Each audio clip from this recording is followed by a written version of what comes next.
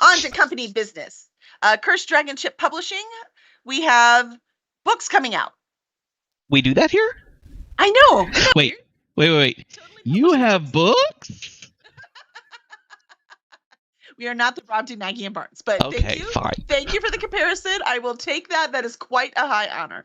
Books, Northern says. Exactly, Northern. Let's get to the books. Well, I'll say our next release is Blind Angels by Terry Madden. Comes out October 8th. And half of the book is from the perspective of the children of the crew who first manned the colony ship that's heading to a place safe from the untenable life on Earth. The second half, the second perspective, brings us to the planet where human minds were transferred to mechanical bodies hundreds of years ago to prepare the colonists' new home. And this one has themes of found family and truth and human nature, and it will keep you enthralled to the twist ending.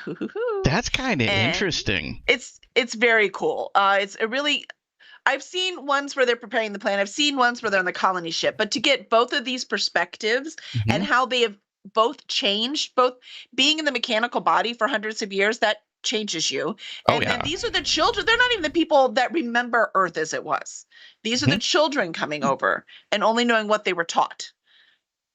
So to watch these two civilizations try to figure, and of course, there's stuff going wrong on the ship. It's been in the, I almost said in the air, but through space for hundreds of years, so it's not doing so good. And then stuff on the planet. I mean, some of these people would rather just stay in virtual reality than actually do their job. And can you blame them? No. No, I don't. I don't blame them.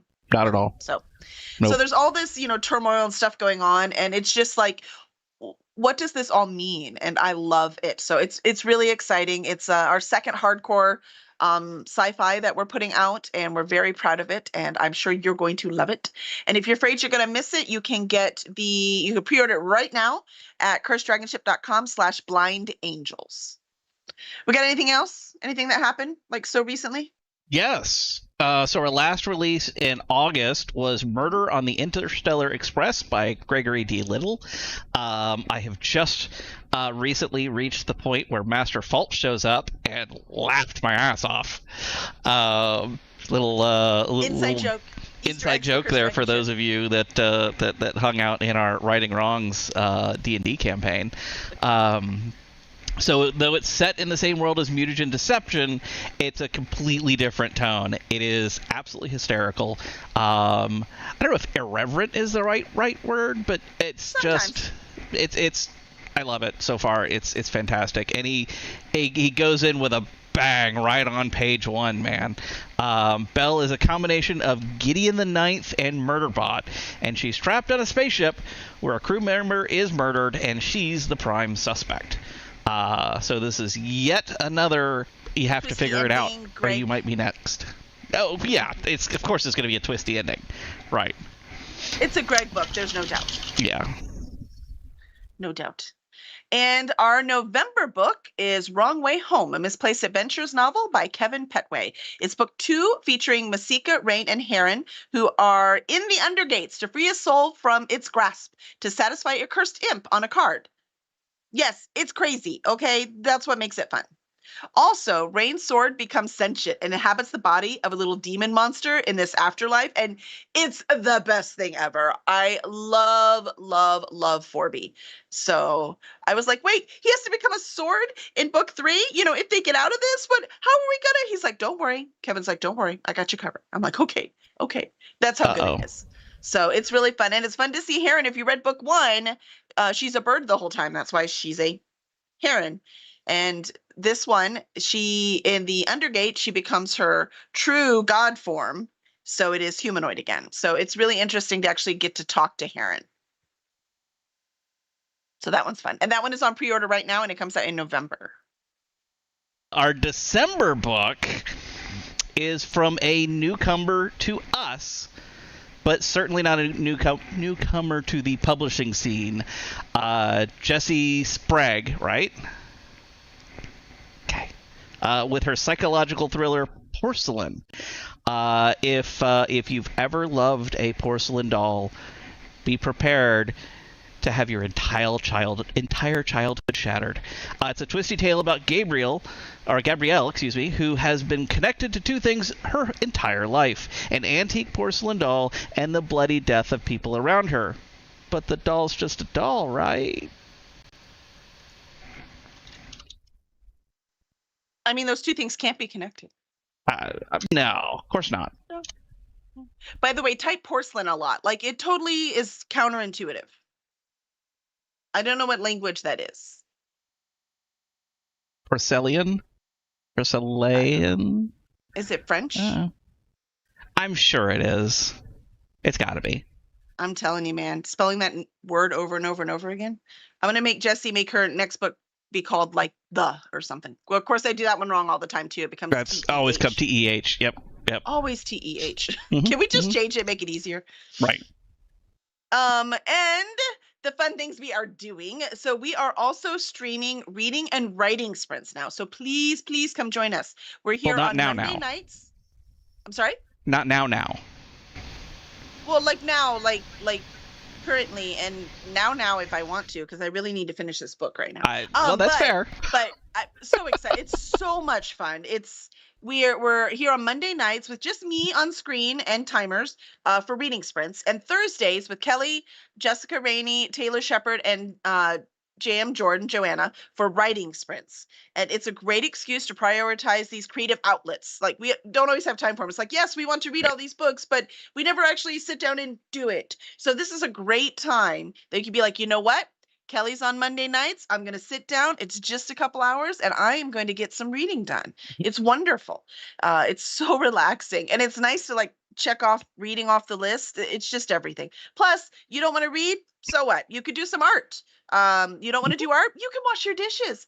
Who cares? Whatever you need to do within that time frame. And then we talk in the breaks and catch up and have a lot of fun. So we would love to see you. This is a cool hangout to do across the interwebs and, just hang with some friends. Parallel play for adults. It's half of which is not a euphemism. No, it's definitely, we're that would be against the terms of service. Yeah, no, sorry, we're just not that interesting. Yeah. So, though my favorite t-shirt from Dragon Con, it said, I don't watch porn. I read porn like a lady. Yes. I'm like, I need that shirt. Why do I not already have that shirt? It was... For tonight, well, the one more thing is our next big event will be Multiverse back in Atlanta. We're going back to Atlanta. No 2.1 gigawatts or any of that stuff. But our authors, Jen Bear and Kevin Petway, will be there, as well as these two crazy people. Kelly and I will be there. This is a creator con full of activities designed for writers, artists, crafters, filmmakers, musicians, so on and so on and so on. There's even a really cool kids track this year. Super excited by that. We'd love to see you out there October 18th through 20th. Multiversecon.org. It's going to be a lot of fun. And just a little plug, if you are there, definitely go to the Geek Sing-Along, because it's going to be super awesome. It's going to be so fun. So fun. And story time. Story time is where the authors read from their section and volunteers in the audience act it out. It's so much fun. And you can win free books. I could not believe how well that worked at Comicpalooza. I really didn't. I thought it was going to be like this is kind of a multiverse thing, and they figured it out, and they've got the crowd that's into it somehow. They've cracked that code. We did it at Comicpalooza, and people were just, let's go. I was like, I did not expect this. This is awesome. They were fighting to do it again and again. Oh, yeah. They're like, I want to go again. It was awesome. It was a lot of fun. So, highly recommend that at Multiverse. It might happen again at Comicpalooza. Just saying. Oh, no, it's for sure happening again at Comicpalooza. Oh, well, fair enough.